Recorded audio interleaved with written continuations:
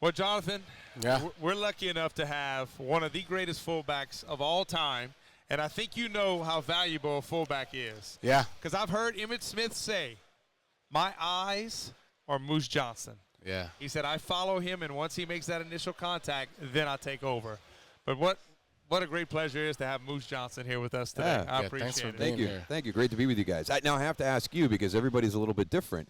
Some guys didn't like the fullback directly in front of them. They liked the offset eye, but they didn't like the straight eye because it took a little bit of their vision in the early parts, as you pointed out, to gain that trust and to build that trust. Hey, just stay with me until you see it clear, and then you can move. It depends on the play. Like if we're running A gap to A gap, I want you right there in front of me. But if we're going B gap where we might have an opportunity to cut this thing back, and I need you to have enough time, I need you to have enough space in between to make that decision. Yeah. So offset might be a little bit more of a gap in between the players, right? When we're making that cut. Like when we ran 36 Buster. Right. Oh, Brad Hoover Yeah. Yeah. ran that like he was a running back. I mean, I feel like as a fullback, your eyes are basically the future of where the running back wants to go. So you're basically, positioning yourself as a running back, right? Yeah, you're reading it kind of the same way that he is, especially if you don't have that different color in front of you right away. And that's, my rule is always don't run past color. Yeah. If it doesn't have to be your guy, but that was the good thing that Emmett and I got to was he started to trust me. If I was going back, that means not only was that not the right place to be, but there was a better opportunity over here. And we sat next to each other during film because then there would be things that he would do, and I'm like, okay, what did you just see there? Why did you go that way? Because I didn't see that. I didn't think we needed to go backside on that one. Wow. Now, as we're talking about running backs, you did a couple of the Panther games this year. What are your thoughts on Chuba Hubbard?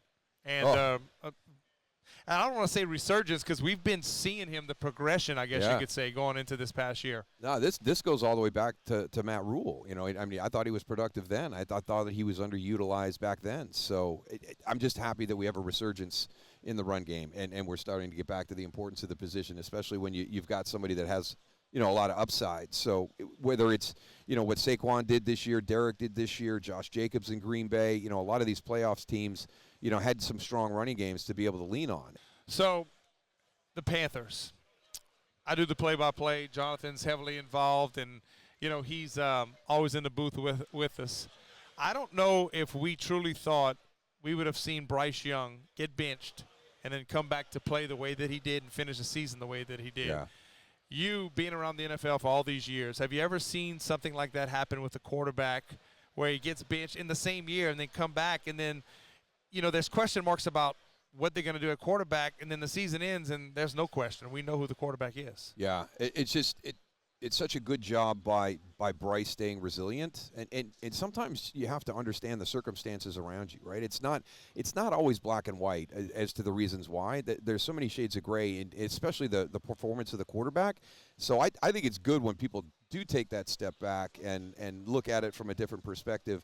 But I have to give all the credit to him because, boy, the press, the national media, I mean, everybody was coming down, not on just him, but on the organization. You missed on Bryce, and you should have taken CJ, and there was just nothing positive being said about Bryce Young. So for him to be able to weather that storm and fall back on the things that are important and foundational to his beliefs, and then get that next opportunity and be prepared for it. A lot of guys at that point would have been flustered and maybe lost a little bit of that prep and that grind, but he didn't do that. And the next time that door opened, he was ready to go. So I can't think of one where that scenario has played out in the past. A lot of times you see like a Michael Penix situation, it's Kirk Cousins, and, you're hoping that he's ready to take that opportunity and step through it with just the first time.